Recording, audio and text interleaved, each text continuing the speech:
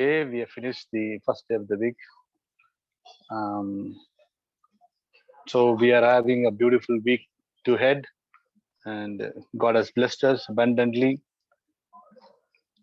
God has led us for 33 days, and we are on 34th day, and we have another 5-6 days left for us.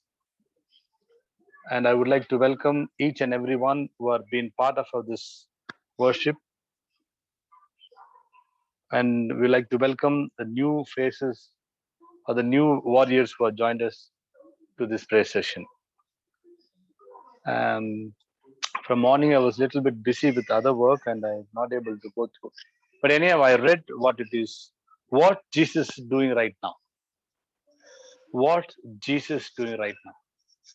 This question, in 1844, there was a great disappointment. A Millerites group, they thought that Christ is going to come to deliver us as he promised before leaving 2000 years ago, that I will come back. But a church rose up, a church got up, a church that got the light, telling that there is something that happened in 1844, and that chapter is today's devotion. What a wonderful devotion we have. This devotion is teaching us that our God, what is he doing? That means what Jesus is doing right now. When I was going and reading this devotion, the memory text is very, very, very, very promising today. It's in Hebrew, chapter 7, verses 24 and 25. It's beautifully says that because Jesus lives forever, he has a permanent priesthood. Because Jesus is living, he died on the cross, he took our burden, and he told he will come back. Before that, he told, I will prepare a mansion for you. And then he told, I'll come back. In meantime, what is he doing now? Meantime, what is he doing for us? Now it says the words that he lives forever. He has a permanent priesthood. He's going to be a permanent priesthood for us. What is the work of a priest? What was the sanctuary service priests were doing there? They were taking our sins and they were taking the blood and sprinkle it, and they were asking for the pardon, and the work was happening. So our sins were forgiven. So this priest is a permanent priest who's also died on the cross, took our sins on his shoulder, and is in Father's place, is pleading for us as a priest on the earthly things. And after that, therefore, he is able to save completely through whom come to God through him, because he always lives to intercede for them. So these words, the chapter 7, enlightened the mind of a last church, and they proved that Jesus has gone from one session to the other session. He's gone to the most holy place. He is cleansing and is asking our pardon. The author is writing this. What is Jesus doing right now? The question was posted to me. The manner consists with the heart that was looking to know Jesus more. So this question raised us, and the question made us to know and making us to understand what Jesus is doing and more about that. It was a question I did not see coming, but in sparking in me a desire to discover the answer.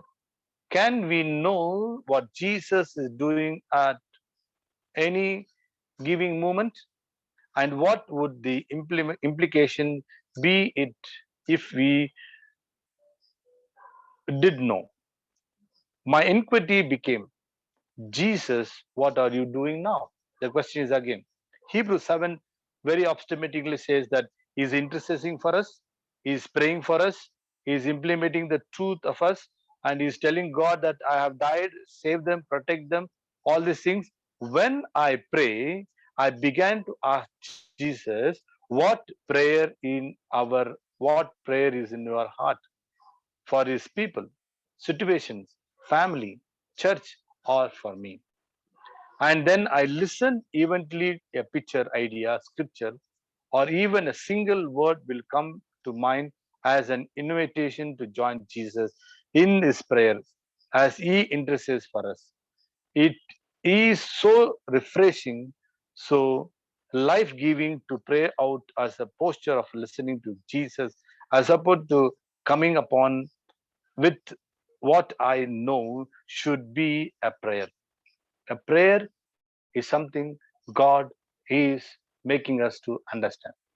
A prayer is something that we are depending on our Heavenly Father. A prayer is something keeps us closer to Jesus Christ. A prayer is something asking God, what is my next? A prayer is something asking us, standing for somebody who can come closer to God. So prayer has many definitions. A prayer says that we're talking with our friend. Prayer says that we are asking our God what we need is. So Jesus told us to pray. We are praying. There are so many other plenty of definitions are going on. But here God is telling there is a conversation happening between Father and Son and Holy Spirit right now. Even times we pray, we are entering into the prayer gathering at heaven, and we are invited to participate in the intercession that is already taking place. So here is giving a definition that when you're praying, there is intercession happening. That is already happening in heaven where Jesus is interceding for us with the Father. So we are interceding for our friends, and Jesus is interceding for us to his Father. So there are so many definitions happening. There are so many definitions that talks about the prayer. But here it's saying that Jesus something is doing very, very specific thing. And in sanctuary service, we have a courtyard, holy place, and most holy place. In courtyard, they kill and hand over the blood to the priest. He takes to the holy place, he sprinkles there. It happens every day service there. But there is one place called most holy place. They go for once in a year. It happens how many days, how many years, how many months they're happening in the most holy place? It's one day service. Here in the holy place, we do every day they sprinkle the blood and they ask the pardon, they go back. But then the whole most holy place, it happens once in a year, in one day. So morning the most high priest goes inside, evening he comes with. When he goes inside, he goes with all the Israelites' sin, the wants, the needs, everything is gets inside. But when he comes out, there is a judgment coming out. So Jesus is doing that one day service happening from 1844 that was revealed in Hebrews chapter 7. So he is interceding for us. He's going to come back. He's going to come back very shortly. When he comes back, then our sins are being highlighted, or our sins are forgiven, or our sins have been condemned, or we have been pardoned, or have been put into condemnation. Now, here, what the author is telling that is the second part, what condemnations comes, or the first part that's gone. The middle part is the intercession. Jesus is what Jesus is doing for us now is intercession. Now he is calling, the author is calling us to do intercession for our beloved friends, for our beloveds, for our church members, for the nations, for the frontline workers, for the people who are all fighting against COVID, all are fighting against this sin, all are fighting against the family problem. So these are the things where we have to be as a warrior to fight. That's what is saying the memory text very clearly that Jesus is our permanent priesthood. So when we are into his priesthood, we are all called as a royal priest. We are called as a chosen nation. We are called as a royal generation for Jesus Christ. So when we are like that, then we are also part of this holy priesthood that Jesus is done for us.